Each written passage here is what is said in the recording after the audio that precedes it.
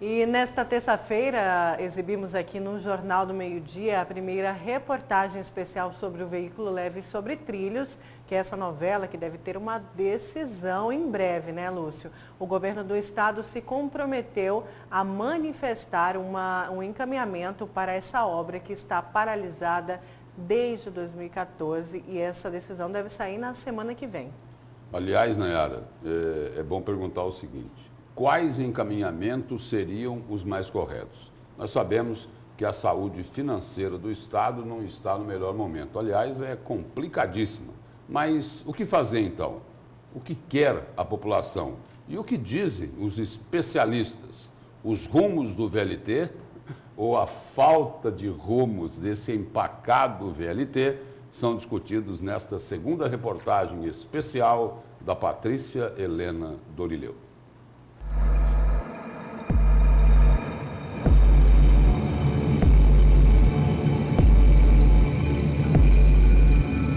As cigarras cantam despreocupadas ao fundo.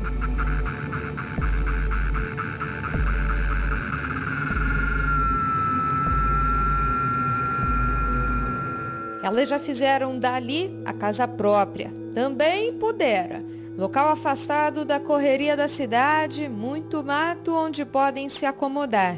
Parece perfeito. Pena que ali é onde estão guardados os trens do veículo leve sobre trilhos, os quais deveriam estar transportando passageiros desde 2014. A obra, que era para ser uma das mais importantes da Copa do Mundo daquele ano, está parada desde os primeiros meses de trabalho. O valor do contrato entre Governo de Mato Grosso e consórcio VLT é de 1.477 bilhões de reais, dos quais 1.066 bilhões já foi repassado às construtoras. A obra está paralisada por inúmeras razões. Uma delas é o fato de o Estado ainda não ter desapropriado pelo menos 70% dos imóveis previstos. Advogados representantes do consórcio VLT explicam por que, sem esta etapa concluída, não é possível dar andamento aos trabalhos. O consórcio precisa das frentes de serviço, precisa das áreas liberadas para poder instalar os trilhos, para poder construir os terminais e construir as subestações. A responsabilidade pelas desapropriações, nos termos do contrato, pertence ao Estado. Então, cabe ao Estado iniciar os processos de desapropriação, indenizar os proprietários e entregar a área para o consórcio. No momento inicial da instalação do modal, o Conselho Regional de Engenharia e Arquitetura, o CREA, firmou um convênio com a Assembleia Legislativa para ser os olhos fiscalizatórios e fazer o acompanhamento técnico.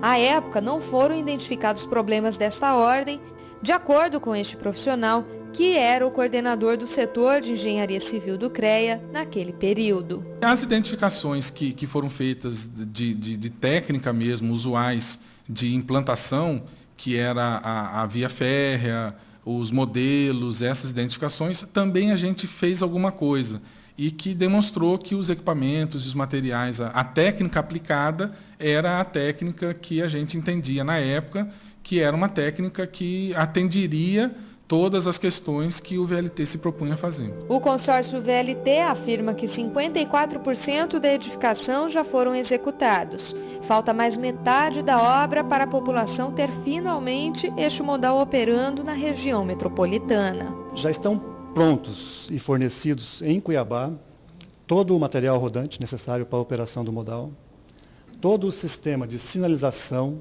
sistemas de energia, e grande parte das obras civis. O que resta fazer? 50%, em torno de 50% das obras civis, que resumem-se a instalação dos trilhos, instalação dos terminais e subestações.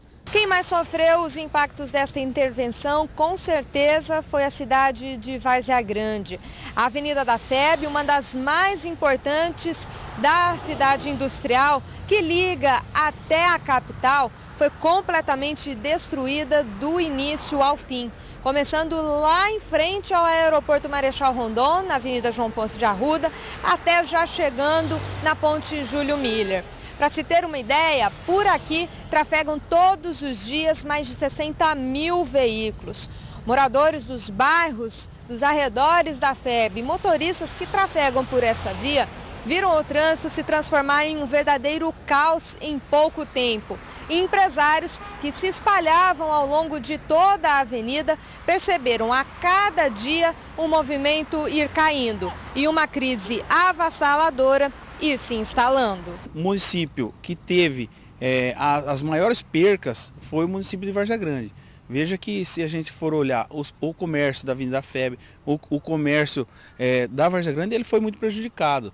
Então, o comércio ele está praticamente quebrado. Foram tirados estacionamentos, diminuiu a venda dos comerciantes e não só isso. Vejamos acidentes que tem diariamente na Avenida FEB, com mortes. Mês passado nós tivemos acidentes com mortes, com vítimas fatais. Então, a Várzea Grande é a maior prejudicada em relação à não definição do VLT. A mobilidade urbana ela também é prejudicada, por quê? Porque você não tem como fazer nenhum tipo de adequação. Nós não sabemos a definição. Como que nós vamos mexer, tentar melhorar numa avenida que nós não sabemos se amanhã ela vai retornar à obra, se não vai retornar à obra? Nós somos muito cobrados em relação a isso, pelos empresários. Todos os meses nós temos reuniões com os empresários nos cobram, para a gente ter uma definição. Apesar de tudo isso, em Cuiabá os danos não foram menores não. A mobilidade urbana ficou uma loucura. Quem consegue se esquecer daqueles desvios espalhados por toda a cidade? Era caótico, né? Desvio, muito mal feitos os desvios, mas nós sabíamos que um dia ia acabar, né?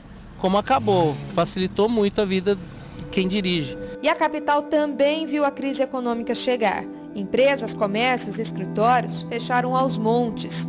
O presidente da Câmara de Dirigentes Lojistas lembra que Cuiabá teve o agravante de uma série de outras obras de infraestrutura feitas para poder receber o VLT e que acentuaram os problemas no tráfego. Você tinha obra no Santa Rosa, obra na Arena, obra na Universidade Federal, obra na Várzea Grande, o VLT atravessando Cuiabá e Várzea Grande, a obra da Trincheira, viaduto despraiado. Tudo isso impactou o comércio de uma maneira muito significativa. Nós chegamos a contabilizar mais de 300 empresas que fecharam nesse período, enquanto estavam sendo construídas as obras. Muitas delas conseguiram se deslocar para outro ponto, esperando que aqueles cronogramas fossem cumpridos para voltar para o ponto original, coisa que demorou mais do que o dobro do tempo, né? E aí a empresa já tinha ido à falência, já tinha quebrado. Então é uma época que o empresariado lembra com muita tristeza. Mas tudo bem, quem vive de passado é museu, como dizem popularmente. Mas a cicatriz de uma obra inacabada continua incomodando, lembrando cuiabanos e varzeagrandenses todos os dias de que poderia ser e deveria ter sido diferente. Na Avenida do CPA, a Prefeitura decidiu cobrir os canteiros com grama para embelezar a capital, até que o Estado decida o que fazer. Em Várzea Grande, isso não está autorizado pelo consórcio, porque lá os canteiros já estão com os trilhos e a parte subterrânea está cheia de maquinário e cabeamento óptico, por exemplo. O que permeia as discussões agora é melhor concluir ou não essa construção gigantesca, quase faraônica? Quais são os prós e os contras em dar continuidade? As opiniões de especialistas são múltiplas. O BRT é um serviço de uma concessão. O governo do estado, o governo da prefeitura, continuam dona do serviço, mas eles concedem à iniciativa privada que ela então apresenta o seu produto e a sua tarifa. Então, você entidade, Estado, não teria que se preocupar com isso. A identificação que se tem é de que boa parte dos materiais já estão comprados, estocados, sendo pagos, né? As questões de custos, de valoração, realmente elas precisam ser bem estudadas, tá? Mas um salto de qualidade extremo para o transporte, tá? E, inclusive, na nova digamos assim, logística interna das cidades, né? Então, você teria uma nova roupagem de distribuição das linhas de ônibus, uma melhoria do transporte interno entre Cuiabá e Várzea Grande. Isso tudo, digamos assim, essa questão urbanística ligada ao transporte, ela sofreria um impacto muito grande, que seria um benefício para a sociedade. Em um possível cenário de prosseguimento à obra, pelo menos 1.000 empregos serão gerados. O consórcio, em um primeiro momento, alega que os valores que o Estado ainda deverá pagar às empresas precisam ser recalculados com base em uma série de fatores. O que foi repassado ao consórcio é esse 1 bilhão mesmo que se divulga por aí. O quanto ainda falta é um número impossível de eu dizer a você, porque há uma série de outros fatores envolvidos na negociação. Desde o prazo que o Estado vai querer concluir a obra, a definição das frentes de ataque, enfim, a concepção do projeto de retomada é que vai definir, vai sugerir ao final um valor que seja viável para a retomada do empreendimento. Já no programa Notícia de Frente, os representantes afirmam que o valor passivo pode chegar ou até mesmo superar R$1 bilhão. Um cálculo aproximado hoje, o que é que custaria para concluir o VLT? Concluir o VLT dentro dessa concepção, eu diria que não menos de R$1 bilhão. 1 bilhão? Não menos que isso. O consórcio explica ainda por que acredita ser viável colocar o VLT para finalmente funcionar. É muito viável. É muito viável. O mais difícil já está feito. O mais complicado já está feito. Nós temos 40 composições estacionadas aqui, perto do aeroporto. Nós temos todos os sistemas, tanto de sinalização quanto de energia. Estão todos aqui. São ainda o que há de mais moderno, não há que se falar em nenhum tipo de desatualização. É o que há de mais moderno hoje. É usado em vários países da Europa, o mesmo sistema, os mesmos trens. Claro, ressalvando que este trem é feito especialmente para Cuiabá. O fato dos trens estarem encostados já há tanto tempo é um problema? Não é problema. Os trens... Ferruja, falando aqui como leiga, não é um problema? Não é um problema. Os trens vêm sendo mantidos desde 2014, desde a suspensão das atividades, por uma equipe especializada de técnicos que cumpre um protocolo, um procedimento de manutenção rigoroso e todos os dias passa por aquele processo de manutenção. Então, os trens estão na mais perfeita ordem, não há qualquer tipo de prejuízo. Assim que o Estado resolver retomar a obra, os trens estarão em plenas condições de serem utilizados, sem nenhum prejuízo para a sua operação. O consórcio tem a obrigação de finalizar e entregar a obra do VLT. É isto que está previsto em contrato. Os custos de passagem e funcionamento das integrações ficam a cargo do governo e das prefeituras de Cuiabá e Várzea Grande. Fora toda aquela novela judicial que a gente já sabe que empata o desenrolar dessa história, a população, as prefeituras e empresários têm opiniões bem formadas sobre este assunto tão amargo para as maiores cidades de Mato Grosso. Seria mais rápido para quem vai para trabalhar, às vezes precisa resolver alguma coisa na rua, né? Aí fica muitas vezes aqui mesmo, pega em um horário de 5 e pouco, horário de pico, fica quase 1 hora para sair daqui, até chegar ali na rotatória do aeroporto.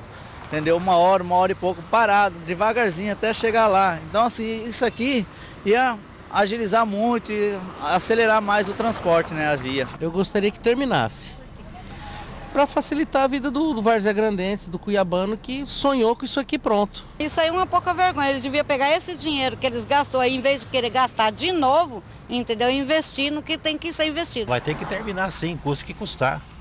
Pior do que deixar como está, interminado aí, né? É bom terminar, vai ter que terminar sim. O governador Mauro Mendes já disse, quer buscar uma solução para essa ferida aberta nas principais e mais movimentadas avenidas. E diz não discordar que o VLT é sim um modal seguro, confortável e moderno. Mas também já deixou bem claro que a saúde financeira de Mato Grosso vai mal, está na UTI, e que existem outras prioridades. Julho é para ser um mês decisivo para os rumos do veículo leve sobre trilhos em Mato Grosso. Tomara que seja.